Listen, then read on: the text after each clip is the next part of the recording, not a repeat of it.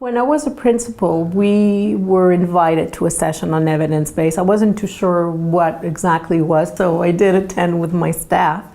And what we liked about the idea is that, again, it was looking at data and changing things, but based on something, not just on instinct. By looking at the data available to us, we had to improve one thing in the school, and it had to be a SMART goal and it had to be measurable.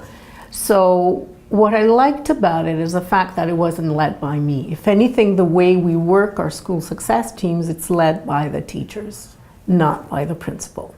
So the teachers came up with many ideas of what they wanted to do, and I just let them lead. There was more buy-in, and even within the staff, when teachers said, oh, we should do that, it was really interesting, and the experience was positive.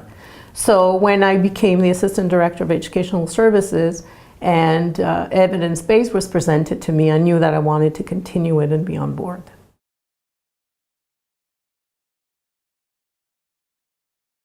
There was a consultant here at the board. Her name was Marcel Auger, who was working with the Eastern schools whose results in reading were low. She had heard about evidence-based and Geneviève Légaré. She saw a presentation from Geneviève, and she felt, aha, that's what we need. And the reason she felt that is because she wanted to also measure the intervention that she was doing within the schools, and she wanted to know if what she did had impact on the students. So she came back, she told Lee Charlebois, who was the assistant director previously to me, that she wanted to do this project with those schools. That's how it started.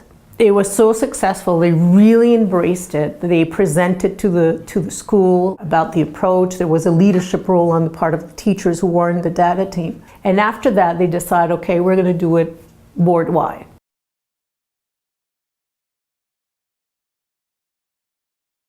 Every time we get our own training with Geneviève, we also get a whole bunch of books from her.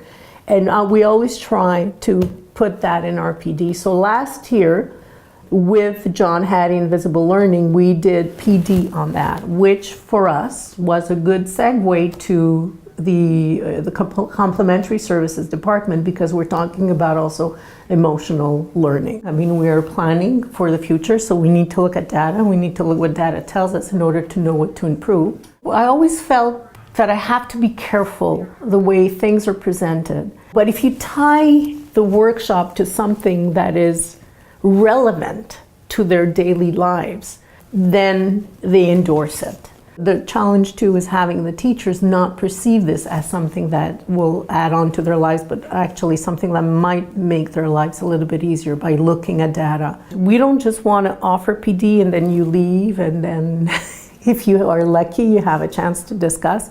We have them discuss here. And we move around, and what we hear are the concerns from every school. Where are they at? What exactly do they need? And sometimes we even go to schools. We're invited to schools, and then we help and support the schools individually, because not everyone is at the same place. So don't rush it, and also the fact that data says one thing. So let's say you need to improve in something, not just look at data, but also solutions and possible solutions, or where to go to for solutions.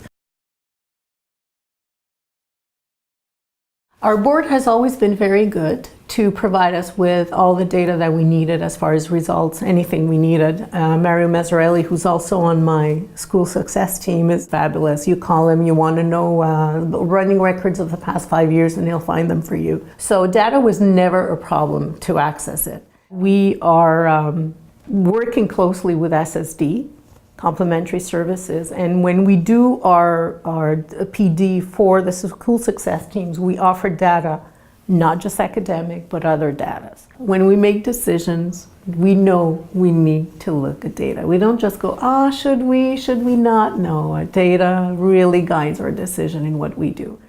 For instance, if we looked at particular data like exam results, I didn't want the teachers feeling that it was a reflection on them or that it was their fault. Geneviève one time said that, and I really like that, because it's the way I believe data is only one part of the story. We need to dig further to find the rest of the story. I've always said to them, even though the ministry gives us a grade 6 exam, the responsibility is not just on the grade 6 teacher. The responsibility starts from kindergarten and how we prepare them to get there. Now we relate everything to data. If we feel that our kids are happy, how do we know? We know it from the survey, tell them from me. So everything is related to data. Assumptions are less and less.